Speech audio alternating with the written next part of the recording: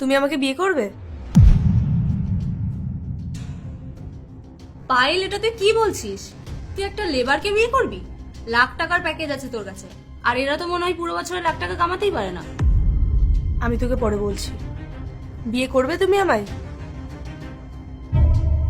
দাদা, এসব হচ্ছেটা কি? তুই একটা লেবারকে প্রপোজ করলি আর ও পালিয়েও গেল? তুমি জানো ওর বাড়ি কোথায়? হ্যাঁ ম্যাডাম। আমাকে ওর বাড়ি নিয়ে চলো প্লিজ। হ্যাঁ আসুন।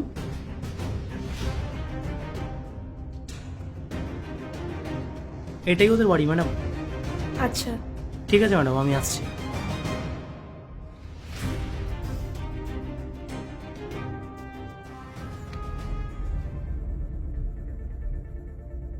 তুমি এখানেও চলে এসেছো? কতদিন পালাবে? কেন এসেছো এখানে? তোমাকে বিয়ে করতে। আমাকে বিয়ে কেন করবে? কি আছে আমার? নিজের পেটও ভরতে পারি না আমি। মনে হয় তুমি ভুলে গেছো। পায়েল, আমি তো পড়াশোনায় পুরো জিরো, আর তুই তো পড়াশোনায় সবসময় টপ করিস। তাইলে আমাদের বিয়ে কি করে হবে? কেন? কারণ কোনো মেয়ে তো এমন ছেলেকে বিয়ে করবে না যে পড়াশোনা জানে না। তুই পড়াশোনা জানিস না এমন তো নয়, তুই তো পড়িস।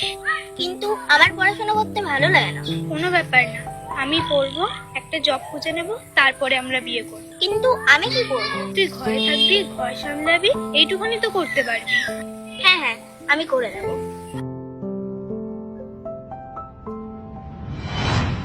ছোটবেলার কথাগুলো আলাদা ছিল, তখন আমরা বুঝতাম না। হ্যাঁ, তখন আমরা বাচ্চা ছিলাম, কিন্তু এখন তো আমরা বড় হয়ে গেছি। এখন তো বুঝতে শিখেছি। তাহলে 2 বছর আগে তুমি কাউকে কিছু না বলে বাড়ি ছেড়ে কেন পালিয়ে গেলে? আমি 2 বছর ধরে তোমাকে খুঁজছি। আরে তো আর কি করতাম আমি? রোজ রোজ মা বাবার কথা শুনে শুনে আমি ক্লান্ত হয়ে গেছি। মাথা গরম হয়ে গেছিল, বাড়ি থেকে পালিয়ে গেছি। এরপরে ঠিক করেছিলাম বাড়ি সেদিনকেই ফিরবো যেদিনকে জীবনে ভালো কিছু করতে পারবো। কিন্তু তারপর জানতে পারলাম যে পেট চালানো সত্যি খুব কঠিন। কোনো ভালো চাকরিও পাচ্ছি না আমি, আর এখানে শ্রমিকের কাজ করতে হচ্ছে। এখন আমি বুঝতে পারছি যে জীবনে পড়াশোনা কতটা ইম্পর্টেন্ট ছিল। আরে অন্তত বলে তো যাওয়া উচিত ছিল তোমার। তুমি জানো তুমি চলে যাওয়ার পর তোমার ফ্যামিলি আর আমি কতটা চিন্তিত ছিলাম। তার উপর আবার নিজের নাম্বারটাও অফ করে রেখে দিয়েছো। না আমার কারোর সাথে কথা বলার ছিল, না আমার কারোর সাথে দেখা করার ছিল। আমি ভেবেই নিয়েছিলাম আমি সেদিনই সবার সাথে দেখা করব যেদিন আমি জীবনে কিছু করতে পারবো। এরকম হয় না রোহন। আমি তোমার গার্লফ্রেন্ড ছিলাম, ছোট থেকে আমরা একসাথে ছিলাম। তুমি কি করে আমাকে ছেড়ে যেতে পারলে? কেউ চাইতো না আমরা একসাথে থাকি, এমনকি তোমার বাবাও চাইতো না। উনি আমাকে বলেছেন কেন আমি ওনার মেয়ের জীবনটা নষ্ট করছি। আরে তোমার বাবা তো দূরে থাক, আমার নিজের বাবাই চাইতো না যে আমি তোমার সাথে থাকি। আমার বাবা আমাকে বলছে যে তুই নিজের লাইফের সাথে সাথে ওই মেয়েটার লাইফও কেন নষ্ট করছিস। তাই ভেবেছিলাম যে তুমি হয়তো কোনো ভালো ছেলে পেয়ে যাবে, আমার লাইফে যা হয় হয়ে যাক, কিন্তু আমি তোমার লাইফ কেন নষ্ট করব? তুমি আমাকে নয়, তুমি আমার থেকে ভালো একজনকে ডিজার্ভ করো। এখন তুমি আমাকে বলবে আমি কি ডিজার্ভ করি আর কি ডিজার্ভ করি না? আরে আমি আমার লাইফে শুধু শান্তি আর খুশিটুকু চেয়েছিলাম, যেটা আমি তোমার সাথে থেকে পেতাম।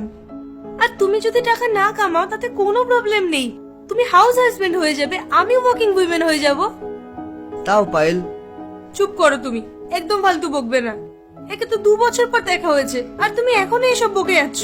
তুমি জানো এই 2 বছর আমি কিভাবে কাটিয়েছি? এক একটা দিন আমার কেমন ভাবে কেটেছে।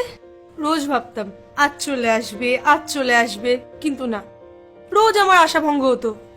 তাও আমি নিজেকে আশ্বাস দিতাম যে না, ও চলে আসবে, ও একদিন ঠিক চলে আসবে। সরি পায়েল, আমি তোমাকে অনেক বেশি কষ্ট দিয়ে ফেলেছি।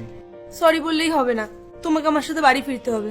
না না, আমি বাড়ি ফিরতে পারবো না। বাড়ি ফিরলে আবার সেই একই কথা, আমি এসব সহ্য করতে পারবো না।